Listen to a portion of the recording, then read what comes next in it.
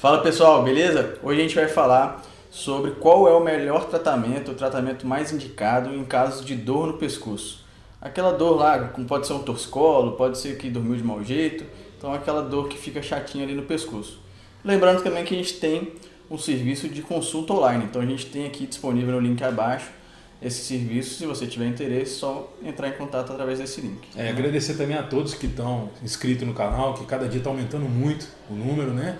E as visualizações também. Então, obrigado a todos aí por nos acompanhar. É um prazer sempre estar aqui falando para vocês, trazendo conteúdo de qualidade sempre, baseado na ciência e na nossa expertise clínica.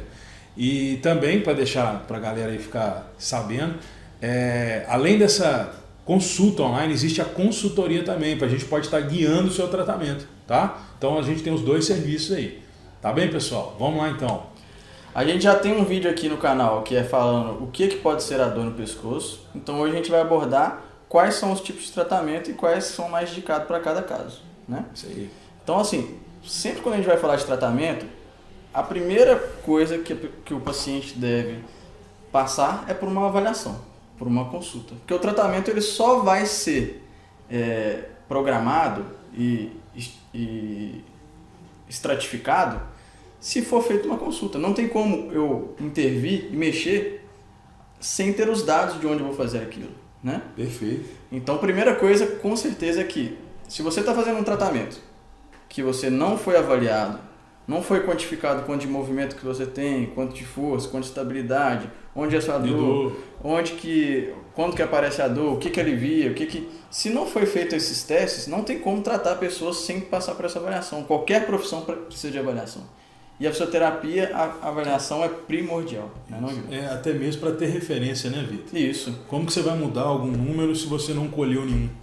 Como que você vai saber se você melhorou ou não? E como que você vai saber onde intervir se você não detectou onde está a falha? É isso aí. Boa, Vitor. Então o próprio paciente fica mais seguro, né? Tipo, ó, eu cheguei assim... o profissional também. Claro, os dois, né? O paciente, eu cheguei assim e estou saindo assim. Melhorou ou não? Você tem como mostrar, né? Exatamente. Então assim, essa é a primeira coisa. E aí, entrando no vídeo lá que a gente já falou do que pode ser essa dor no pescoço, tem alguns fatores que podem gerar essa dor. Podem ser fatores musculares, fatores da articulação, das próprias vértebras ali da coluna. Pode ser fatores neurais, que envolvem os famosos nervos aí, né? E podem ser coisas também, fatores que estão longe da cervical. Então não necessariamente toda dor que está na cervical está vindo só dali, pode estar vindo lá da região torácica, pode estar vindo da região lombar, pode estar vindo até lá do seu próprio pé. Está gerando desequilíbrio na pelve, gerando sobrecarga lá. E além disso tudo, podem ser fatores inclusive não físicos, podem ser fatores emocionais, psicológicos. Não, Júlio? Boa. Então, o Vitor foi bem objetivo aqui, e aí eu vou tentar explanar um pouquinho aqui de uma maneira mais simples, que a gente tenta passar isso para o paciente. Então o Vitor abordou necessariamente esse modelo que hoje a gente trabalha, né? Que não trata a dor na cervical, a gente trata o indivíduo que procura, né, Vitor? Então esse indivíduo ele tem anseios, desejos, decepções, alegrias, né? Então isso tudo acaba afetando no nível da dor, né, Vitor? No nível se ele está estressado, o músculo fica hiperativado. Então tem todo um contexto. Então basicamente é o seguinte, o nosso objetivo primeiro, como profissionais, é levar informação de qualidade e resolver esse problema de maneira assertiva, porque hoje tem como fazer isso, porque a literatura hoje está muito rica, hoje tem muito recurso para a gente, né? Quem quer consegue achar conteúdo de qualidade, porque a gente está falando com propriedade aqui e segurança, o que torna bom para o paciente e para o profissional. Ele é seguro, ele senta aqui, ele sabe, está tranquilo, ele não está na tentativa e erro, né, Vitor? Com certeza. Então essa abordagem, eu vou falar um pouco, Vitor, você fica com a parte mais mecânica, eu vou falar um pouco desse conceito aí da pessoa que chega, né? Que é o seguinte, a pessoa, né, Vitor, tanto para mim quanto para você, a gente discute muito esses casos, ela mudou de emprego, separou do marido, então nesses questionamentos, nessa anamnese, a gente colhe para ver se tem fatores sociais e psicológicos envolvidos.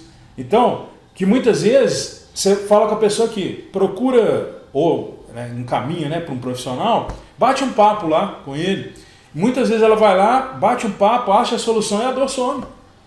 A tensão que não sumia. Teve um caso, Vitor, eu gosto muito de exemplificar com o caso, pessoal, porque É muito legal a teoria, muito bacana, mas na prática o negócio fica mais divertido. Então é o seguinte, chegou uma pessoa para mim, Vitor, eu tô com dor aqui, desce por baixo e tal, e tem 4 meses. Eu falei, não, tudo bem. E aí eu fui fazendo a entrevista com a pessoa, né, que é a anamnese que a gente chama tecnicamente, que é colher informações para saber se tem dados psicológicos, sociais, emocionais, comorbidades, enfim. Aí sabe o que a pessoa falou comigo, Vitor? Eu falei assim, como é que tá no trabalho? Ela falou assim, não, tá horrível, não sei o quê. Entrou um cara lá e tal. Eu falei, quanto tempo que esse cara tá lá? Ele falou, 4 meses. O que está acontecendo e tal? Então ele tá muito chato, tá pegando meu pé, não sei o quê, tal. Eu falei assim, e não tinha, achei mais nada, nem mecânico, nem os testes, nenhum ortopédicos, nada, né? Os testes cinéticos funcionais que a gente submete a pessoa aqui. E aí, o que eu sugeri?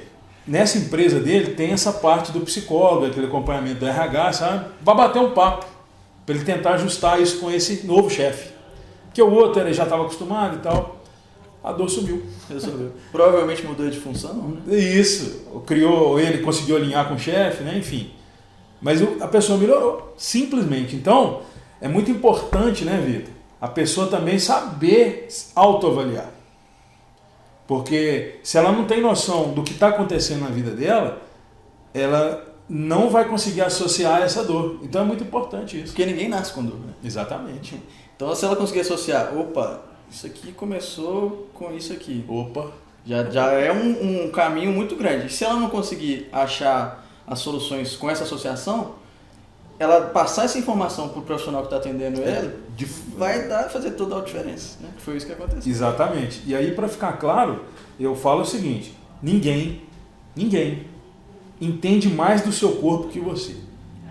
Ninguém. Nenhum especialista. Meu avô dizia isso, o melhor médico é você mesmo. Exatamente. Então o nosso propósito aqui, quanto mais a gente estuda, a gente comprova isso. O avô estava certo, né, Vitor? Então assim, a sabedoria é isso, né, Vitor? Então, te encher de recurso para você fazer essa análise e saber o que fazer. Com certeza. É isso aí. E o Vitor vai falar um pouco agora dessas aí é questões. O seguinte, então vamos lá para as questões do tratamento. O que é mais indicado aí para uma dor no pescoço? Famosa aí cervicalgia, que é o nome que é.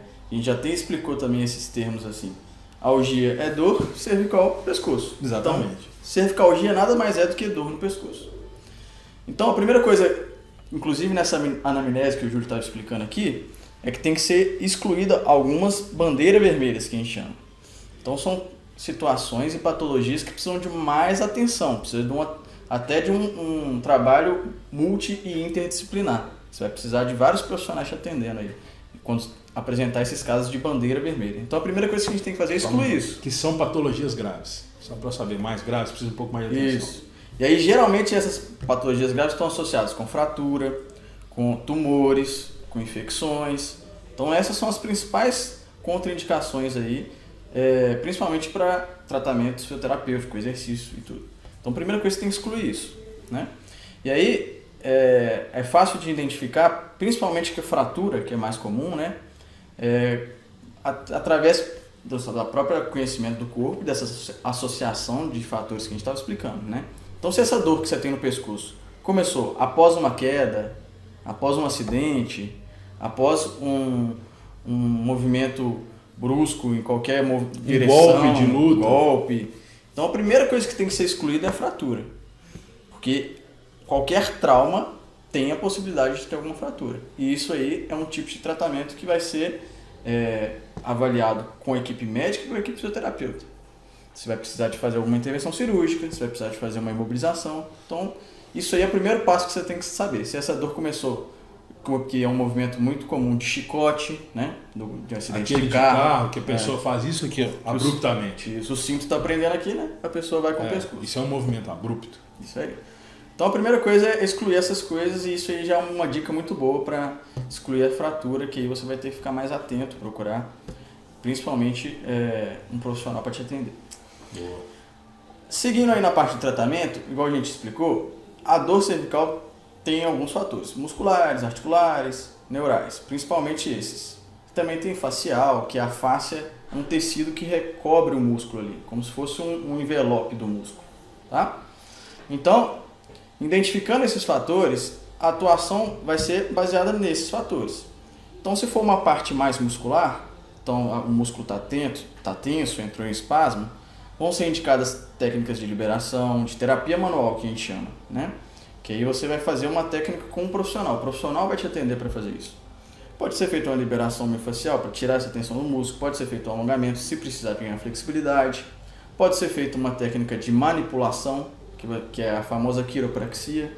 Então você vai gerar uma mobilização articular, você vai movimentar a articulação, gerar um estímulo no final, e esse estímulo vai relaxar a região como um todo, relaxar a cápsula da articulação, relaxar os ligamentos ao redor, relaxar os músculos, se for necessário esse relaxamento, né? Então você só vai saber se isso é indicado através da avaliação. Mas esses são tratamentos efetivos, que a gente está falando que tem comprovação científica, né? Então a terapia manual, com técnicas de mobilização articular, com técnicas de manipulação, que é a quiropraxia, com técnicas miofaciais, neurais são totalmente eficientes. E técnicas também que usam movimentos repetitivos. Então você vai fazer movimentos que vão na direção de alívio do seu sintoma. Aí o Júlio pode falar muito bem desse caso. Então, o que acontece? Eu falo que nós mesmos, né, Vitor, como a gente viu falar, tem que ser um autoconhecedor. Exatamente isso. Por quê? Se você tem que ter noção que... Como que testa cervical? Você testar. Simples. Você está virando para um lado? Está virando para o outro? Para cá doeu, para cá não? Tem que olhar, né? Então você identificou isso? Na cervical, Vitor, a gente vai, muitas vezes, você pode testar, você tem que aliviar essa dor, certo? Então, o que você vai fazer? Se você girou para cá, está doendo? Sinal que tem alguma coisa obstruindo esse movimento aqui. E muitas vezes o movimento repetitivo, né, você pode fazer, ele vai gerar um alívio. Então como que testa? Ô Júlio, realmente, eu fui uma vez, doeu. Eu fui a segunda, já não doeu tanto. Eu fui a terceira, sumiu a dor e voltou o movimento. Opa, tá certo. Então, na verdade, o lado que você vai fazer o exercício depende. Muitas vezes é o lado que alivia, muitas vezes é o lado que está restrito. Somente na cervical, né? A maioria você vai ter que testar. Então, não posso te falar, Júlio, é isso que eu tenho que fazer? Depende. Depende, você tem que olhar. Sim. Aí não está resolvendo? Procurar um profissional. Certo? Então, como que testa basicamente? Você, em casa. Vê se você flexiona o pescoço. Vê se você estende o pescoço. Vê se você gira. Ah não, está estranho estender. Aumentou a dor. Certo? Então é um sinal que tem que fazer o quê? Testar novamente. Diminuiu. Porque a tendência é a gente fazer um movimento, né, Vitor? Doer a gente não faz mais. O teste fui, segunda, aumentou, fui a terceira, aumentou mais, para. Certo? Outro teste, orelha no ombro, tá colocando? Não precisa colocar, não. Vai aqui ver, tá igual? Ótimo, beleza, tá? Ah não, aqui piorou minha dor. Opa, então é mecânica. Não, tá doendo parado, independente do movimento que eu faço, né, Vitor? Aí precisa dessa intervenção que o Vitor citou lá no início, certo? Então o que é recomendado? Basicamente o seguinte, tem que avaliar. E se você já identificou que é mecânico, já é meio caminho andado e facilita a vida do profissional que for te avaliar. Durante a entrevista, doutor, quando eu faço isso aqui, alivia. Qual a posição que alivia? Qual a posição que faz piorar, né, Vitor? São perguntas cruciais. Você tem que saber isso. Ô, Júlio, engraçado, toda vez que eu mexo o celular, piora. Isso é importante. Então é o seguinte, o tratamento mais indicado para dor no pescoço, quando é excluída essas patologias graves, é o tratamento fisioterapêutico. E o tratamento fisioterapêutico vai envolver técnicas de terapia manual, que são aquelas que eu falei, de mobilização, manipulação articular, mobilização miofascial, mobilização neural e o carro-chefe da fisioterapia, que são exercícios. Então, exercícios de mobilidade, de estabilidade, de ativação, de fortalecimento muscular, é esse que é o mais recomendado pela literatura científica. E esses exercícios têm que ser totalmente personalizados e individualizados para cada caso. Porque cada caso é um caso, cada corpo é de um jeito, cada pessoa tem uma rotina, tem uma composição corporal. Então isso só é possível de identificar através da avaliação. Então esse é o melhor tratamento aí para dor no pescoço. E qualquer dúvida que você tiver, deixa aqui embaixo que a gente vai tentar Vitor, desculpa te interromper. responder sobre o tratamento. Deixa eu te interromper antes de você dar seu último recado aí. Eu gosto sempre de dar uma dica no final, uma dica de ouro. Vitor, muita gente me pergunta aí, Vitor, gelo ou calor? Isso é muito comum. Se eu tô com a dor aqui, ó, principalmente nessa região, né? Que é uma região que fica mais dolorida. O que eu vou colocar? Gelo ou calor? Então, gente, tem um vídeo no canal falando sobre gelo e calor. Mas basicamente é o seguinte, se a maioria das coisas são contraturas, rigidez, o gelo causa vaso, constrição, e o calor causa vaso, dilatação. Relaxa. Usem calor, banho quente, compressa quente, para relaxar o músculo, para soltar o músculo. Ele faz o mesmo efeito, né, entre aspas, de um relaxante muscular. O gelo ele vai te dar uma falsa sensação de melhora, porque ele tem um poder anestésico, então ele vai anestesiar por um momento, mas vai manter rígido aquele músculo. Não é isso, Vitor? Então, dica de ouro, relaxamento, calor, gelo não. Boa? Dá o recado final aí, Vitão. Então é isso aí, galera. Espero que vocês tenham gostado, tirado algumas dúvidas aí. Se tiver ficado alguma, deixa aqui embaixo pra gente. Se tiver algum tema também que vocês queiram que a gente fale, pode deixar aqui embaixo também. E não se esqueça aí de se inscrever no canal, curtir, dar uma moral pra gente aí, beleza? Obrigado, pessoal. abraço. Forte abraço.